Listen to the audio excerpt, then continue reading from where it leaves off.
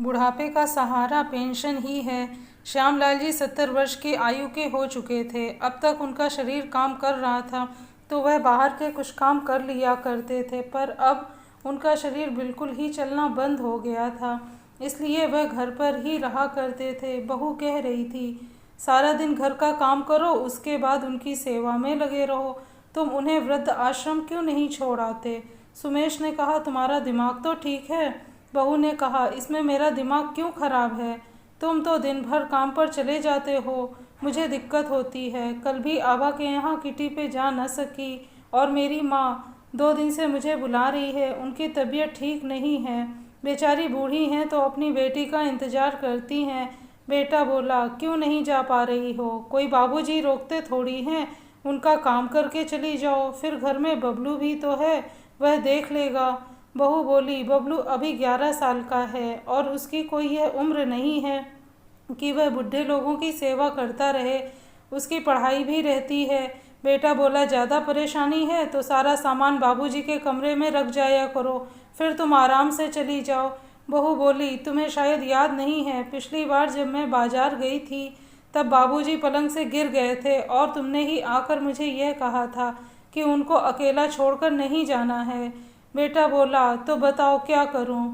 श्यामलाल जी बेटे और बहू दोनों की बातें सुन रहे थे। उन्हें लगा कि चलो, बहू तो बुढ़ापे में सेवा नहीं करना चाहती, पर बेटा मेरा अपना है, उसे मेरे लिए बुरा लग रहा है। वह बहू बेटे की बात पुनः सुनने लगे। बहू बोली, हाँ हाँ, तुम्हारी दुकान तो बहुत करोड़पतियों की दुकान है कि एक दिन बंद कर दो तो कोई फ़र्क नहीं पड़े। इसका तो एक ही उपाय है कि बाबूजी को वृद्ध आश्रम भेज दो, मैं भी आभा की तरह स्वतंत्र होकर जी लूँगी। बेटा बोला, तुम बिल्कुल समझदार नहीं हो। सुमेश थोड़ा ठहर कर अपनी पत्नी से कहता है, मेरे पिताजी की तो पेंशन से हमारा घर चलता है, मेरी छोटी सी दुकान से क्या होता है? उससे जो कमाई होती है वह तो सारी बबलू के भविष्य के लिए रख रहे हैं। बबलू जब कॉलेज आएगा तब उसके लिए भारी भरकम डोनेशन देना होगा, तब जाकर कॉलेज में एडमिशन लेगा। जब तक पिताजी हैं थोड़ा निभा लो। अगर हम पिताजी को वृद्ध आश्रम छोड़ आए तो बैंक वाले हमें पेंशन नहीं देंगे। हम यही सोचकर पिताजी की थोड़ी सेवा कर लेते हैं कि उनकी सेवा के बदले हमें उनकी पेंशन घर के लिए मिल रही है। पिताजी अंदर बैठे सब सुन रहे थे।